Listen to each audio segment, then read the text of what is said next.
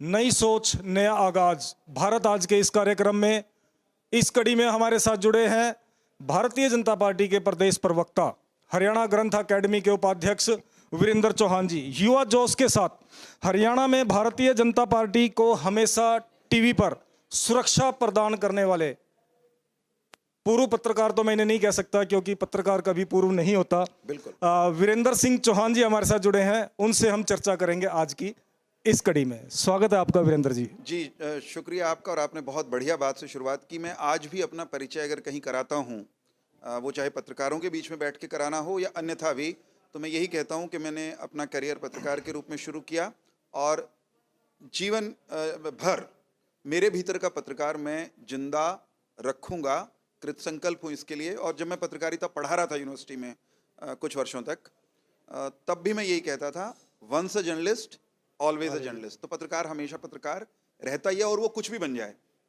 मैं उदाहरण भी देता हूँ, भाई अटल बिहारी वाजपेयी जी, उन्होंने करियर की शुरुआत पत्रकार के रूप में की। लाल कृष्ण आडवाणी जी, वे भी अपने शुरुआती दौर में पत्रकार रहे। वे कहीं भी गए, लेकिन पत्रकार उनके भीतर का हमने उसको जीवंत जीवमान हमेशा देखा। वीरेंद्र जी, एक बधाई संदेश हमारे सभी दर्शकों को अगर आप भारत आज की तरफ से दे दें तो। बिल्कुल। एक अद्भुत अनूठा उपक्रम आप इसको कह सकते हैं। आपकी पूरी टीम को इस आइडिया की परिकल्पना करने वालों को और उसे धरातल पर, जमीन पर, इंटरनेट की दुनिया में उतारने वाले एक एक साथी को शुभकामनाएं। और शुभकामनाएं वैसे मुझे लगता है कि जो दर्शक हैं अभी जुड़ गए आपके साथ और आने वाले दिनों में जुड़ेंगे, मुझे लगता है ज़्यादा शुभकामनाएं देना उनको बनता है, क्योंकि हम ये उम्मीद कर रहे हैं कि ये जो नया समाचार विचार का मंच आपने दिया है दर्शकों को, श्रोताओं को, वो कुछ भिन्न देगा, कुछ नया देगा, अनूठा देगा, भीड़ में अलग दिखेगा। क्योंकि चैनल्स की कमी नहीं है, प्लेटफॉर्म्स की कमी नहीं है, नित्य निरंतर नई चीज़ें पैदा हो रही हैं। उसमें कुछ मौलिकता, नवीनता ये आप लेकर आएंगे, ये आपसे अपेक्षा भी है। बल्कि मैं तो यूँ कहूँगा, मुझे तो, अपन को तो भरोसा है, अपने को विश्वास है कि आप वैसा साबित होंगे। शुभकामनाएं टीम को और शुभकामनाएं दर्शकों को भी। धन्यवाद चौहान साहब। सबसे पहले हम चर्चा कर लेते हैं, पगड़ी आपकी एक अलग पहचान बनती है। जब भी हम टीवी पर डिबेट आपकी देखते हैं तो कई बार पिक्चर क्लियर नहीं आ रही होती, लेकिन हम पगड़ी से पहचान जाते हैं कि वीरेंद्र जी डिबेट में है। जी। पगड़ी जो है, वैसे मेरी पहचान नहीं है। मैं आजकल एक बात कहता हूँ, गांव-गांव में जब जाता हूँ, अपने राजनीतिक कर्म क्षेत्र में भी जाता हूँ, वहाँ भी, और अन्यथा भी जहाँ कहीं मुझे बात करने का अवसर मिलता है, मैं ये कहता हूँ कि ये जो पगड़ी, साफा, पटका, इसको जिस भी नाम से आप पुकारें, ये वीरेंद्र सिंह चौहान की नहीं, अपने प्रदेश की और अपने देश की पहचान रही है। मैं अगर अपने प्रदेश, अपने क्षेत्र की बात करूं, तो हमारे यहाँ 50-60 साल पहले युवा लोग भी साफा, पगड़ी, मंडासा कह लो, अलग फॉर्मेट में होता था, थोड़ा सा लूज सा, थोड़ा छोटा होता होगा, लेकिन हमारे यहाँ पगड़ी बांधना, पटका बांधना, साफा बांधना, इसकी रिवाज रही है, रहा है। और समाज के लगभग सभी वर्गों के लोग और आयु वर्गों के लोग इसको बांधते रहे हैं। ये हमारे क्षेत्र की मौसम की आवश्यकता भी शायद रही हो जब शुरू हुआ होगा, लेकिन साथ में इसके साथ सम्मान, गौरव और गरिमा वो भी जुड़ गई थी, और आज भी वो कायम है। सिर पर पगड़ी होने के साथ जिम्मेदारी भी आती है। और मैं मंगला साहब, आजकल गांव-गांव जाता हूँ ना, बुजुर्गों से मिलता हूँ, तो मैं सबको प्रेरित करता हूँ, मेरे पिता की पीढ़ी वालों को, कि आपकी पीढ़ी ने पटका बांधना छोड़ दिया। हमारे गांव में क्योंकि पटका शब्द ज़्यादा चलता है, तो भाई पटका बांधना छोड़ दिया, इनने फिर शुरू कर लो, नहीं तो थारे देखते देखते एक परंपरा वो लुप्त हो जाएगी, समाप्त हो जाएगी। और मुझे लगता है इसको हम आंदोलन बनाने वाले आने वाले दिनों में। नए सिरे से हरियाणा के ग्रामीण अंचल में पगड़ी, पटका, जो जिस रंग का बांधे, जिस अंदाज का बांधे, लेकिन बांधना लोग शुरू करें, ये मेरी दिली तमन्ना है, और इस दिशा में हमने काम शुरू कर दिया है। आपके पगड़ी के रंगों को लेकर भी अक्सर चर्चा रहती है। देखिए, मैं जो आमतौर पे पगड़ी बांधता हूँ वो राजस्थानी शैली की है, और ये तो बहुरंगी है, अलग अलग रंग इसमें रहते ही हैं। पगड़ी का रंग जो है मेरा लेकिन फेवरेट है केसरिया ही। भगवा रंग, उसके आसपास के जो रंग हैं वो मेरी पहली पसंद है, लुभाते हैं। कहीं मुझे केसरिया रंग की पगड़ी दिखती है तो मैं तपाक से उसको ले लेता हूं और प्रेफरेंस के नाते उसे ही बांधना पसंद करता हूं। भगवा रंग पर आजकल विवाद भी चल रहा है। देखिए, भगवा रंग विवाद का रंग नहीं हो सकता।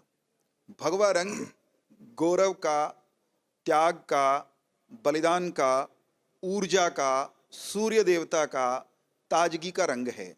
अगर बॉलीवुड के कुछ निकम्मे निकृष्ट लोग एक साजिश के तहत इस रंग को बदनाम करने के लिए कोई दुष्चक्र रचते हैं, षड्यंत्र रचते हैं, तो उसकी कड़े शब्दों में आलोचना होनी चाहिए, भर्त्सना होनी चाहिए। आप जिस मर्जी रंग से खेल लें, लेकिन हिंदुस्तान में भारत की मिट्टी पर अगर कोई केसरिया रंग के साथ निरादर के भाव से खिलवाड़ करने की कोशिश करेगा तो मैं अगर जवाब ना भी दूं, समाज जवाब देगा। उसके दर्शक, उसके श्रोता, उसको देखने वाले, वो लोग कड़ा प्रत्युत्तर देंगे। केसरिये का अपमान अब हिंदुस्तान में करना संभव नहीं है। ट्रेंड बायकॉट के पक्ष में हो आप? किसका बायकॉट? ट्रेंड बायकॉट, जो आजकल जो ट्रेंड है, ट्रेंड बायकॉट। ट्रेंड बायकॉट जो है आजकल। देखिए, इसमें मैं ट्रेंड पर ज्यादा टिप्पणी नहीं करूंगा, लेकिन मैं एक बात साफ तौर पे कहना चाहता हूं। जो हमारी परंपराओं, हमारे पूर्वजों, हमारी संस्कृति, उस पर कुठाराघात करता है, वो कोई भी हो, मैं भी क्यों ना हूं, जो भारतीय परंपराओं पर चोट करे, वो कोई भी हो, उस पर चोट होनी ही चाहिए। और बायकॉट उसका एक प्रभावी माध्यम है। प्रजातंत्र है ना साहब, प्रजातंत्र में बायकॉट कोई पहली बार तो नया उपकरण तो निकला नहीं। आजादी की लड़ाई में बहिष्कार एक शस्त्र था, प्रभावी शस्त्र था। अगर बॉलीवुड की अक्ल जल्दी ठिकाने नहीं आई तो बायकॉट के कई दौर भारत का समाज चलाएगा और उनको सीधे करके, सूदे करके मानेगा। जी वीरेंद्र जी, आप अक्सर ग्रामीण क्षेत्र की बातें करते हैं, आप सामाजिक क्षेत्र की बातें ज़्यादा करते हैं, अन्य विषयों पर, राजनीति के साथ साथ आप अन्य विषयों पर अपनी ज़बरदस्त पकड़ बनाए हुए हैं। इसीलिए शायद आप ग्रामोदय टीवी या कम्युनिटी टीवी के नाम से, रेडियो के नाम से आप एक कार्यक्रम भी चला रखे हैं जी। इसके बारे में थोड़ा सा अपडेट हमें दें। हम लोग, मेरा गांव है गोंदर, करनाल जिले में, वहाँ से एक कम्युनिटी रेडियो स्टेशन चलाते हैं। उसका नाम रेडियो ग्रामोदय है। आपने ठीक कहा। भारत में 3 तरह के रेडियो एक प्रकार से कह सकते हैं कि चलते हैं। एक आकाशवाणी है जो कि पब्लिक सर्विस ब्रॉडकास्टर है, केंद्र की सरकार उसको चलाती है।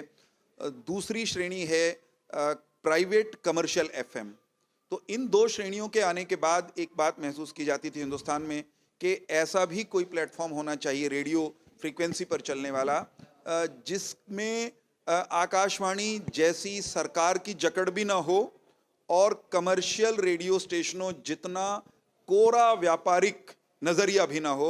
समाज के वंचित तबके की, ऐसे लोगों की आवाज जो बन सके, जिनकी आवाज ना मेन स्ट्रीम मीडिया को दिखती है, ना आकाशवाणी वहां तक उतना नीचे तक जा पाता है, उसके लिहाज से भारत में सामुदायिक रेडियो शुरू हुई थी। हरियाणा का पहला सामुदायिक रेडियो स्टेशन मुझे सौभाग्य है कि वो चौधरी देवीलाल विश्वविद्यालय में, जब मैं वहाँ पत्रकारिता विभाग का अध्यक्ष था, तो पहला कम्युनिटी रेडियो स्टेशन हरियाणा का वहाँ हमने बनाया था, रेडियो सिरसा के नाम से। अभी भी वो चलता है। और उसके बाद ये एक विचार आया कि जो काम हम सिरसा में कर सकते हैं एक जिला केंद्र पर, वो एक गांव की गली से हरियाणा की क्यों नहीं होना चाहिए। इस संकल्प में से रेडियो ग्रामोदय का जन्म हुआ और आज रेडियो ग्रामोदय मेरे गांव गोंदर की गली में बने हुए एक छोटे से रेडियो स्टूडियो से संचालित होता है। वो अपने क्षेत्र की, वहाँ के आसपास के ग्रामीण अंचल की आवाज इसके नाते से प्रबल हो रहा है दिनों दिन। और मैं तो हमेशा, क्योंकि मैं कम्युनिटी रेडियो एसोसिएशन से बहुत लंबे समय से जुड़ा हूँ, भारत की कम्युनिटी रेडियो एसोसिएशन का फाउंडर सेक्रेटरी जनरल में ही था। फाउंडर यूं कहिए कि पहला संयोजक ही मैं था। तो देश भर में कम्युनिटी रेडियो स्टेशंस और बने, इसके लिए प्रयास करता रहा हूँ। मेरी हार्दिक इच्छा है हरियाणा के हर जिले में 2-3 कम्युनिटी रेडियो स्टेशन बने। इसलिए सब मित्रों को, सामाजिक संस्थाओं को हमेशा प्रेरित करता हूं और कहता हूं कि जहां हो सकता है मैं मदद करूंगा, आप लोग आगे बढ़ें। कम्युनिटी रेडियो एक प्रभावी माध्यम है आज के दौर में, खास तौर पर जब प्रधानमंत्री जी ने रेडियो पर मन की बात शुरू करके एफएम को एक नए प्राण दिए हैं, नया जीवन दिया है रेडियो को। तो कम्युनिटी रेडियो स्टेशन और भी बनने चाहिए। मैं चाहूँगा कि आपका समूह भी किसी एक सामाजिक संस्था के बैनर तले शुरुआत सफ़ीदों से कर लें। एक कम्युनिटी रेडियो सफ़ीदों में भी बने तो बात बने। जी वीरेंद्र जी, हम इस पर भी प्रयास करेंगे, लेकिन हम बात करते हैं, जब आप हिंदी भाषा की क्षेत्र की बात करते हो, हिंदी भाषा की बात करते हो, आप हिंदी पत्रकारिता से जुड़े भी रहे हो, जी। हिंदी हमारी मातृभाषा है, फिर सरकारी कामकाज भारत में, खासतौर पर हरियाणा की अगर हम बात करें, तो आप हरियाणा में तो लागू करा सकते हैं कि सरकारी कामकाज हिंदी में हो। मैं आपको बताना चाहूँगा, मनोहर जी की सरकार बनने के बाद मुख्य सचिव के कार्यालय से सभी सरकारी दफ्तरों को, सभी विभागाध्यक्षों को ये स्पष्ट निर्देश दिया गया है कि आप अपना दैनंदिन कामकाज वो भारत की राजभाषा और हमारी तो मातृभाषा भी है हरियाणा के लोगों की, हिंदी में करना चाहिए, हिंदी में अनिवार्य रूप से करें। इसका परिणाम भी आया है। आप अगर करनाल के जिला उपायुक्त के कार्यालय में चले जाएं, पंचकुला के उपायुक्त के कार्यालय में चले जाएं, तो आपको वहाँ 100% अगर न भी मिले तो 90% काम आपको फाइल वर्क वो हिंदी में होता हुआ मिलेगा। लेकिन अभी बहुत काम करने की आवश्यकता है। स्वयं मुख्यमंत्री जी की ये रुचि है कि हमारे यहाँ जब तक अपरिहार्य ना हो, कभी कभी कोई स्थिति ऐसी हो सकती है कि वहाँ हिंदी से काम नहीं चलेगा, अंग्रेजी का उपयोग हमको करना ही पड़ेगा। हाई कोर्ट्स में जैसे अभी तक हिंदी को हम वहाँ स्थापित नहीं कर पाए जितनी होनी चाहिए, तो जहाँ अनिवार्य अपरिहार्य न हो वहाँ हरियाणा में हिंदी में काम करने के निर्देश सरकार जारी कर चुकी है। अधिकांश कार्यालयों ने इसका अनुकरण करना शुरू कर दिया है।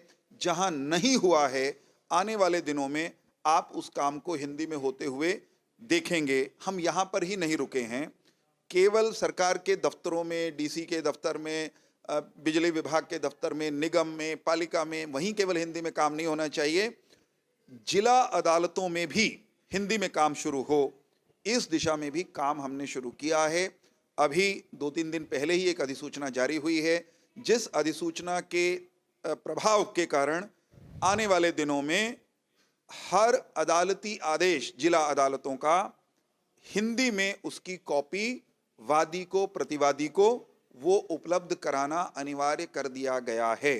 तो धीरे धीरे अंग्रेजी की जकड़, अंग्रेजी के चंगुल से हम अपने शासन, प्रशासन और न्यायिक प्रणाली को निकालने में लगे हुए हैं। इसमें मैं ये मानता हूँ हरियाणा की सरकार तो काम कर ही रही है। स्वयं प्रधानमंत्री जी को अगर आप महसूस करेंगे काम करते हुए, उनको ऑब्जर्व करेंगे, तो आपको ध्यान में आएगा कि हिंदी को आगे बढ़ाने में केवल हरियाणा की सरकार नहीं, हमारे जो प्रेरणा स्रोत हैं, स्वयं प्रधानमंत्री, स्वयं गृह मंत्री अमित शाह जी, वे भी हिंदी को आगे बढ़ाने के लिए हर संभव उपाय कर रहे हैं। मैं उदाहरण दे दूं एक छोटा सा, अगर आप मुझे अनुमति दें। मध्य प्रदेश में MBBS की पढ़ाई इस साल से अमित शाह जी स्वयं गए थे वहाँ उसका लोकार्पण करने, शुरुआत श्री गणेश करने के लिए। अब वहाँ जो चिकित्सकीय शिक्षा है, डॉक्टर बनना है अगर किसी को, तो उसके पास रास्ता है हिंदी में पढ़ाई करने का। इसी तरह हरियाणा के 3 विश्वविद्यालयों में हमने हिंदी में इंजीनियरिंग अगर कोई पढ़ना चाहता है, अभियांत्रिकी की डिग्री लेना चाहता है, तो हमने विकल्प उपलब्ध कराना शुरू कर दिया है। धीरे धीरे, अभी समस्या है कि लोगों में उतना लोकप्रिय नहीं होगा, विद्यार्थियों में नहीं होगा, लेकिन आने वाले दिनों में हम ये स्थिति लाएंगे कि हिंदी इंजीनियरिंग पढ़ने वालों की भी, चिकित्सा शिक्षा प्राप्त करने वालों की भी, पॉलिटेक्निक करने वालों की भी पहली प्राथमिकता हो शिक्षा के माध्यम के रूप में।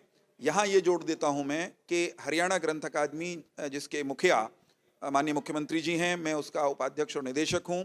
हरियाणा ग्रंथ अकादमी केंद्र सरकार के सहयोग से अभियांत्रिकी की, इंजीनियरिंग की पुस्तकें हिंदी में तैयार करने का काम शुरू कर चुकी है। हमने अखिल भारतीय तकनीकी शिक्षा परिषद, जो देश भर के इंजीनियरिंग के जो महाविद्यालय हैं उनको नियंत्रित करती है, उसके सहयोग से कुछ पुस्तकें अब तक प्रकाशित भी कर दी हैं। और डिप्लोमा जो है इंजीनियरिंग का, डिप्लोमा के पाठ्यक्रम की, हरियाणा के पाठ्यक्रम के हिसाब से पुस्तकें लिखवाने का काम हम पहले से शुरू कर चुके हैं। थोड़ी उसकी गति वैसी नहीं बन पाई है जैसी कम से कम मेरी इच्छा है, लेकिन आने वाले दिनों में हरियाणा का कोई विद्यार्थी जो इंजीनियरिंग हिंदी में करना चाहेगा, डिग्री भी और डिप्लोमा भी, हम सरकार की तरफ से उसके लिए दरवाजे खुले रखेंगे। कोई ये कहकर अंग्रेजी में पढ़ाई नहीं करेगा कि मेरे दौरे तो राह को नहीं था, मेरे पास तो विकल्प नहीं था। वीरेंद्र जी, जो हिंदी भाषा में आमतौर पे क्या होता है, या तो बिल्कुल जो अपनी गूढ़ हिंदी जो है वो आ जाती है, जबकि वो भी समझने में थोड़ा सा लोगों को दिक्कत होती है। क्यों नहीं पारंपरिक हिंदी भाषा जो चल रही है आजकल, तो उसमें कामकाज हो जाए। हिंदी को लोकप्रिय बनाने के लिए निश्चित तौर पर यह सुझाव तो स्वागत योग्य है कि जो अपने क्षेत्र में परंपरागत रूप से चलती हुई लोक भाषा जी, उसका उपयोग हो, उसका इस्तेमाल हो। लेकिन ये जब कोई आप कहते हो कि गूढ़ हिंदी समझ में नहीं आती, तो मुझे यूं लगता है कि वो गूढ़ता जो है ना, वो हिंदी में नहीं है, वो ग्रंथि है, वो मनों में है। कुछ लोगों ने ठान रखा है कि हिंदी का विरोध या हिंदी का तिरस्कार ये कह के करना है कि या तो बड़ी टेढ़ी है, कठिन है, जटिल है, गूढ़ है। भाई साहब, भाषा उपयोग से सरल बनती है। आप अगर डीसी को डीसी ही कहते रहोगे, उपायुक्त जब तक बोलना नहीं शुरू करोगे, तब तक आपको उपायुक्त शब्द यूं लगेगा न जाने कितना भारी भरकम शब्द है। लेकिन आप सहज भाव से करिए ना उपायुक्त शब्द का इस्तेमाल। जैसे हमारे यहाँ जिला शब्द चलता है, करनाल जिला, जींद जिला, रोहतक जिला।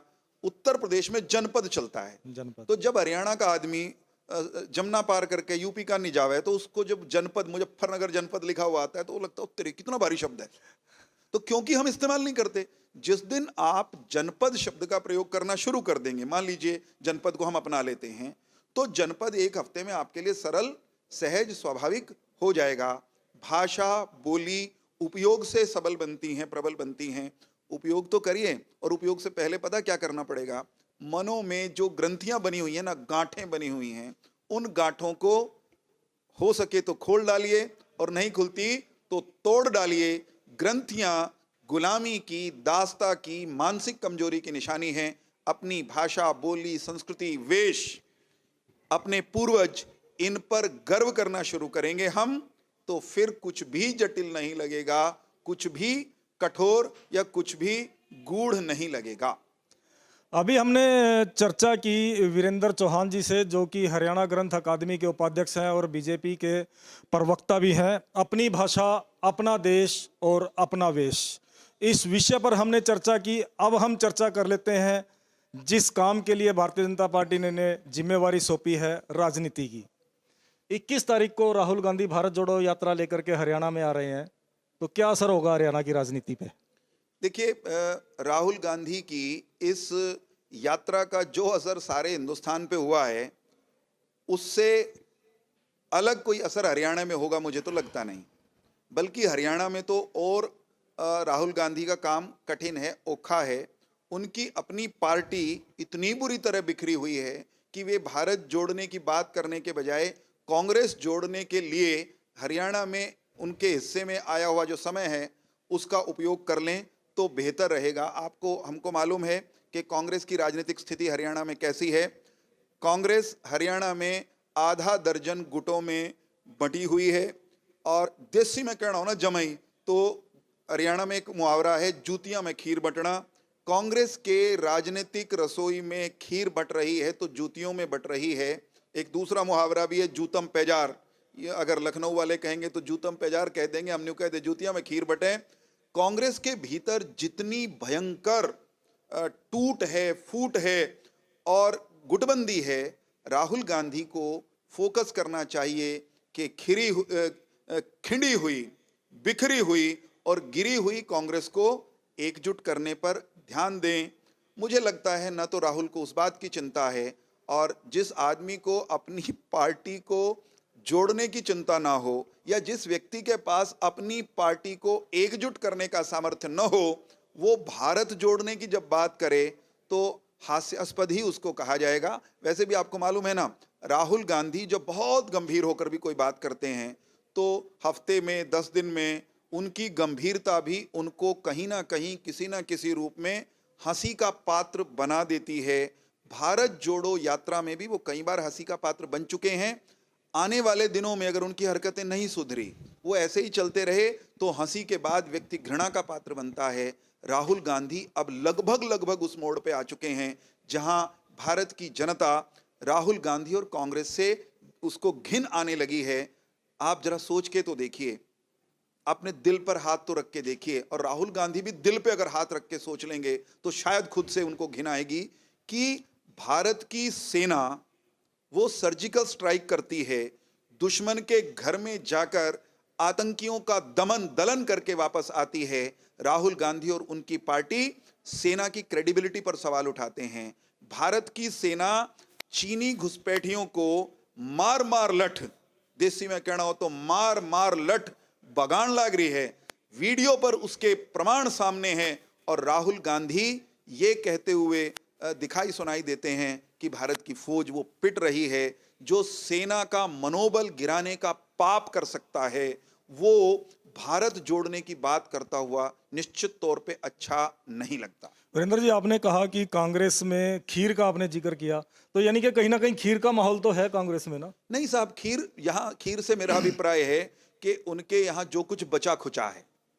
कांग्रेस कहीं ऐसी स्थिति में नहीं है कि वो सत्ता के आसपास भी हो।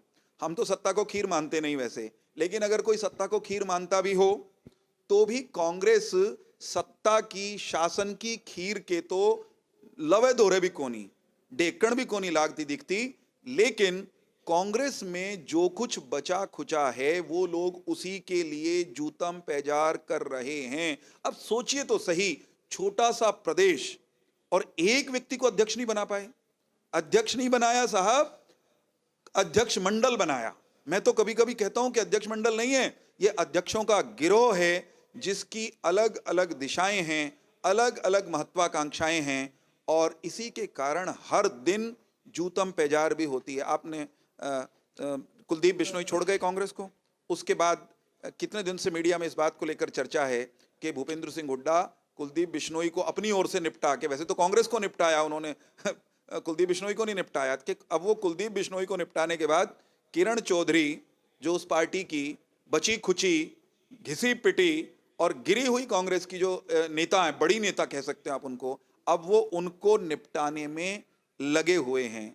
तो वो उनके भीतर तो निपटा निपटी का खेल अंदरूनी चल रहा है। कुलदीप बिश्नोई की तरह किरण चौधरी भी कमल का फूल थामने वाली है, शायद इसीलिए बड़ी नेता है।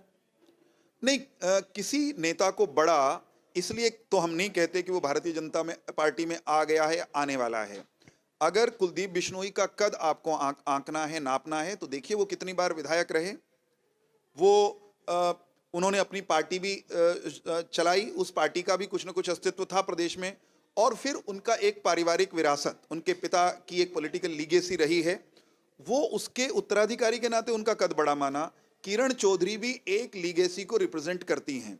चौधरी बंसीलाल की राजनीति, चौधरी सुरेंद्र सिंह की राजनीति कांग्रेस के भीतर या हावीपा में कह लीजिए, वो लीगेसी, उसका उत्तराधिकार आज की तारीख में वो जितनी भी बची है, उसका उत्तराधिकारी या उसकी उत्तराधिकारिणी किरण है या उनकी बेटियां हैं, जो तो उनको उतना बड़ा तो आपको मानना पड़ेगा। वो वहां रहें या यहां रहें या कहीं और चली जाएं, उनका उतना न्यूनतम क्रेडिबिलिटी और स्टेचर तो आपको स्वीकार करना ही पड़ेगा।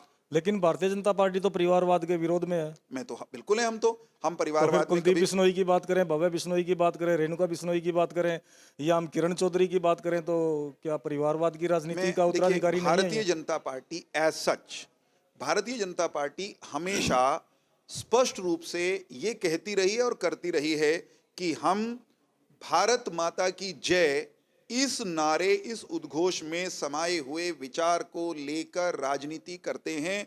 हमारे लिए पार्टी से भी पहले राष्ट्र आता है, भारत माता आती है।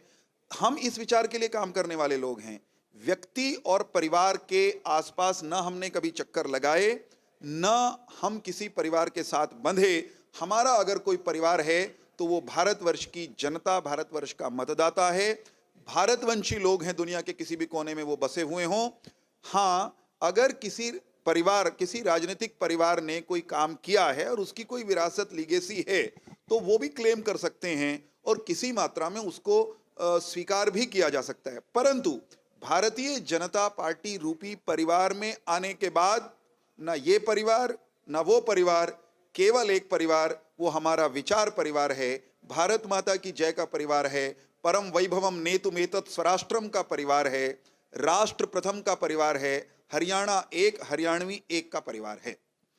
अगर भारतीय जनता पार्टी में आते हैं तो परिवारवाद नहीं है, कांग्रेस में रहते हैं तो परिवारवाद है, क्योंकि कुलदीप बिश्नोई, रेणुका बिश्नोई, भव्य बिश्नोई, तीनों के तीनों एकदम भाजपा की प्रदेश कार्य समिति के सदस्य बनते हैं। तीनों का कद है, तीनों अपने अपने स्थान पर एक विधायक बनकर आए हैं। दोनों जो उनके परिवार के सदस्य हैं वे विधायक रह चुके हैं, उनका स्थापित कद है। हमने उनको अहमियत उनके परिवार के कारण नहीं दी, हमने उनको अहमियत उनकी धरातल पर उपस्थिति, उनके राजनीतिक ट्रैक रिकॉर्ड के कारण दी है। दोनों में अंतर है, थोड़ा महीन है, उसको उसी दृष्टि से देखना चाहिए। चलो फिर से हम चलते हैं भारत जोड़ो यात्रा पर। जी। बीजेपी बार बार भारत जोड़ो यात्रा पर सवाल क्यों उठाती है?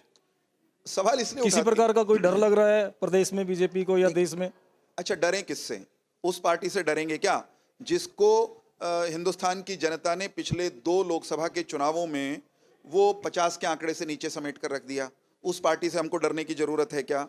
हाँ, उस पार्टी के शिखर नेता राहुल गांधी से उसकी पार्टी के लोग तो डरने लग गए कि इन महाशय के नेतृत्व में, इनकी अगुवाई में कांग्रेस पार्टी अपने न्यूनतम स्कोर पर चली गई है और आज का न्यूनतम कहीं 24 में उससे भी नीचे का ना हो जाए, इसकी चिंता कांग्रेस के भीतर जो जेन्युइन सोच रखने वाले लोग हैं उनको हो सकती है। हमको कोई डर नहीं है। मैं भारत जोड़ो यात्रा पर एक बात और कहना चाहता हूं। भारत जोड़ो ये नाम यात्रा का रखने की आवश्यकता क्यों पड़ी? भारत कहीं टूटा हुआ है क्या? भारत कहीं बिखर गया है क्या? मेरा ये मानना है कि कश्मीर से लेकर के कन्याकुमारी तक, अटक से कटक तक, गुजरात से लेकर के असम, मिजोरम, अरुणाचल प्रदेश तक, समूचा भारत वो एकदम एकजुट है, जुड़ा हुआ है। उसको जोड़ने के लिए ना तो कोई यात्रा निकालने की जरूरत है, ना कांग्रेस को एफर्ट करने की जरूरत है।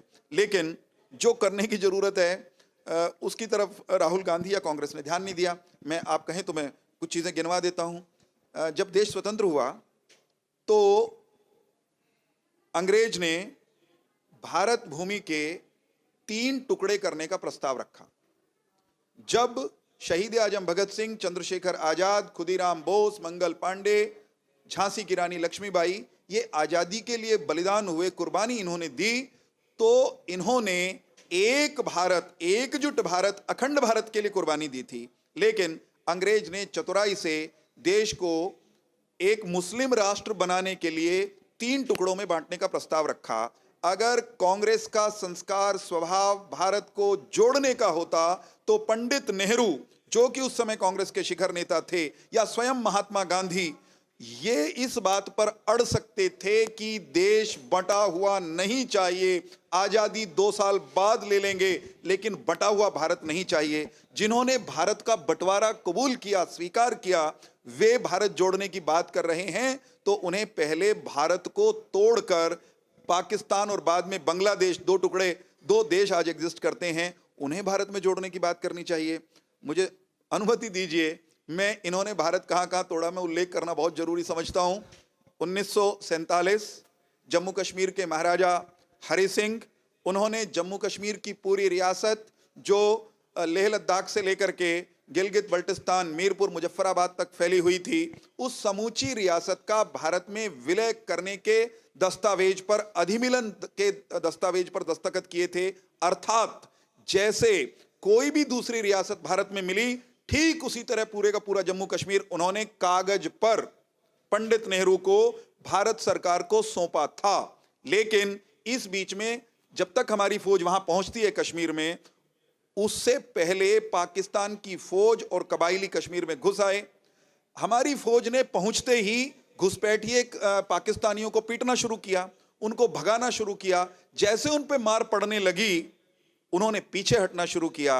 आप याद करेंगे तो दर्द आपको भी होगा, और राहुल गांधी अगर भारत जोड़ने की बात करते हैं तो दर्द उनको भी होना चाहिए।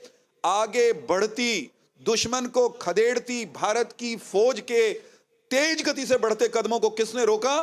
इनके पूर्वज पंडित नेहरू ने रोका। कश्मीर का आधे से ज्यादा हिस्सा आज भी टूट करके पाकिस्तान और चीन के पास है भाई साहब। तो भारत तोड़ा किसने? पाकिस्तान बनाया किसने? कांग्रेस ने। कश्मीर का आधे से ज्यादा हिस्सा चीन और पाकिस्तान के पास छोड़ा किसने? 1962 में आ जाइए। चीन अपनी ताकत बढ़ा रहा था। पंडित नेहरू पंचशील का नारा लगाकर शांति के कबूतर उड़ा रहे थे। नतीजा यह हुआ कि जब चीन ने असल में हमला किया तो 50,000 वर्ग किलोमीटर भारत भूमि चीन ने कब्जा ली। मैं तो आपके माध्यम से एक मांग कर रहा हूं राहुल गांधी से, अगर उनको सुनाई दे और उनको समझ में आए कि हरियाणा में वो जब आए और कुछ करें ना करें, एक काम जरूर करें, भारत को 1947 में पाकिस्तान और भारत के रूप में तोड़ने के लिए, जम्मू कश्मीर का आधे से अधिक इलाका पाकिस्तान और चीन के पास छोड़ने के लिए, और 62 में चीन के हवाले 50,000 वर्ग किलोमीटर का क्षेत्रफल सौंपने के लिए वे माफी मांगे। अगर वो माफी मांग लेंगे तो हरियाणा में तो उनको एक माफी और मांगनी बनती है। वो माफी पता कौन सी है? जब भारत पाकिस्तान बना तो 10 लाख लोग वो मारे गए आबादी के तबादले में।